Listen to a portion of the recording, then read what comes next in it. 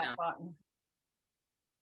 I would record the demonstration. Yeah. So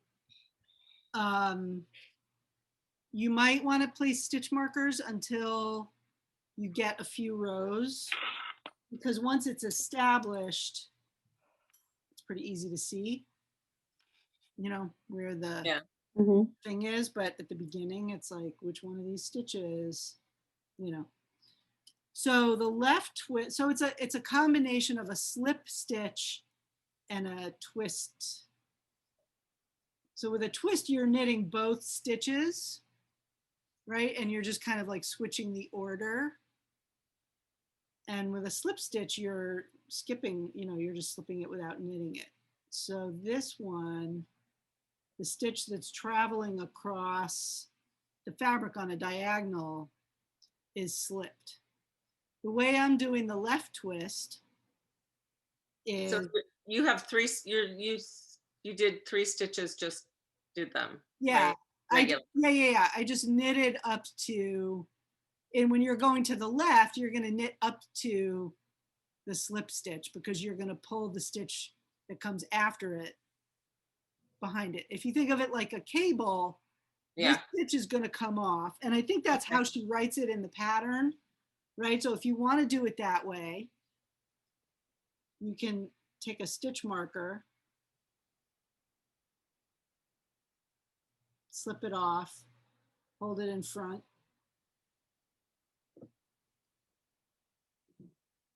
knit the next stitch, and put this one back on. And then the mistake that I keep making is not, I keep accidentally knitting that slip stitch. Yeah. Instead of just passing it over. Right. So that's one way to do it, is to use a stitch marker and to pull the stitch off in the front. The way that I'm actually doing it is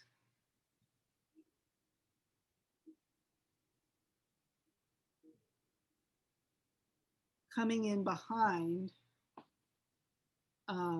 So You're behind this first stitch? I'm behind the stitch that I'm slipping. So if I take this off and put it in front, you know, anything I do is going to be happening behind it. So I came into that next stitch, the right needle behind,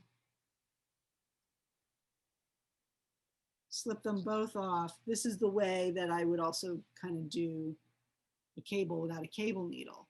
Wait, you slipped them both off? Yep, I slipped them both off. So then the slip stitch is just kind of loose out there. Right.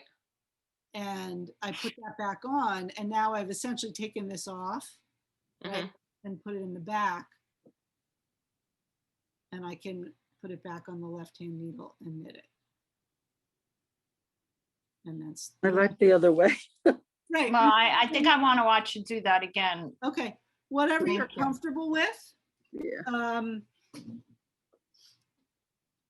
And if I was using a stitch marker, I would just like hang it in my fabric, right, so that it was there when I needed it. But all right, so just so, okay. So knit up to the slip stitch, come behind. I have to.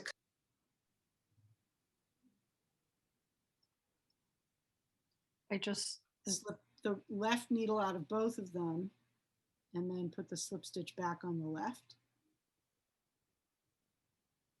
Now I've just switched the order of those two stitches, right? And I'm going to knit that one. Oh, don't knit that other one. Sorry, I had a call from my daughter. Right? All right.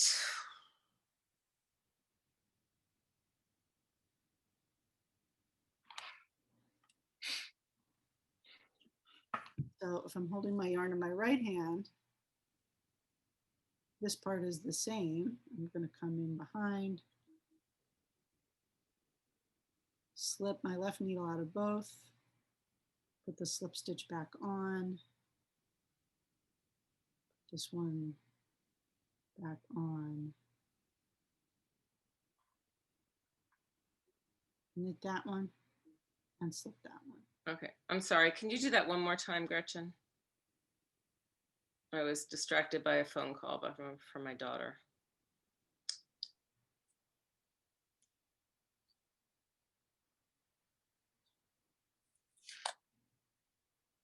So knit to the slip stitch, Yeah. bring the right hand needle behind, Hmm. behind that stitch into the Right. second stitch, slip the left hand needle out of both, Right. put And the slip into the stitch slip. back on the left, and then put the other stitch back on the left, and then you can knit it. Okay. All right. I think I did something wrong. And then slip, and then you're going to knit up to the next slip stitch. Okay. So. And then when you're purling, see how these two are kind of like smushing up together? It's easy to miss you have to kind of separate them when you're purling. It can be easy to confuse that. So do you do this on every row? Yeah. Okay. Okay. On the right side rows. On the wrong side rows, you're just purling. You don't